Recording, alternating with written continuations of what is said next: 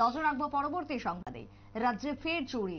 জলখাবার নাম করে বাইক রিপেয়ারিং এর দোকানে ঢুকে সেখান থেকে চুরি করে নিয়ে যায় মোবাইল চুরি। সিসিটিভি ক্যামেরায় ধরা পড়লো এই চুরির ঘটনার কোথাও নয় বিশালগড়, যেখানে বিশালগড় থানায় অভিযোগ দায়ের করা হয়েছে। নিচের বাজারের পাপিয়া বাইক সার্ভিসিং সেন্টারে আচমকাই এই ঘটনাকে কেন্দ্র করে ফের একবার চাঞ্চল্য। মোবাইল চুরি হয়ে যায় বলে অভিযোগ উঠে এসেছে। সিসিটিভিতে ধরা পড়েছে চুরির সেই মুহূর্ত।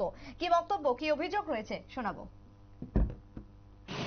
ঘটনা হয়েছে কালকে আমরা কাজ করতেছি, কাজ করার সাথে একজনের লোক এসে আইসে সরকার কথা বলছে জল খাইব, তা আসলে হচ্ছে পেছনে পেছনে জল ফিল্টার আছে, জলের ফিল্টার থেকে হয়ে গেছে, গিয়ে সে জল খাইছে।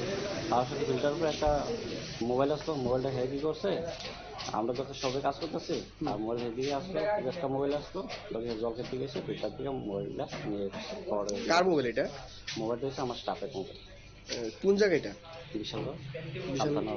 আচ্ছা, যে চুরি আপনারা শুনলেন বক্তব্য, যে অভিযোগ উঠে এসেছে মোবাইল চুরি করে নিয়ে যায় বাইক রিপেয়ারিং এর দোকানে ঢুকে এবং যার বাজার মূল্য প্রায় 27,000 টাকা, এমনটাই জানিয়েছেন ওই ব্যক্তি। যদিও ঘটনাকে কেন্দ্র করে চাঞ্চল্য, বিশালগড় থানায় অভিযোগ দায়ের। কত দ্রুত চোরকে ধরা পড়ে গ্রেপ্তার করতে পারে পুলিশ, সেদিকে তাকিয়ে রয়েছে বিশালগড়ের নিচের বাজারের এলাকার বাসীরা। ছোট্ট বিরতির পর ফিরবো, সঙ্গে থাকুন।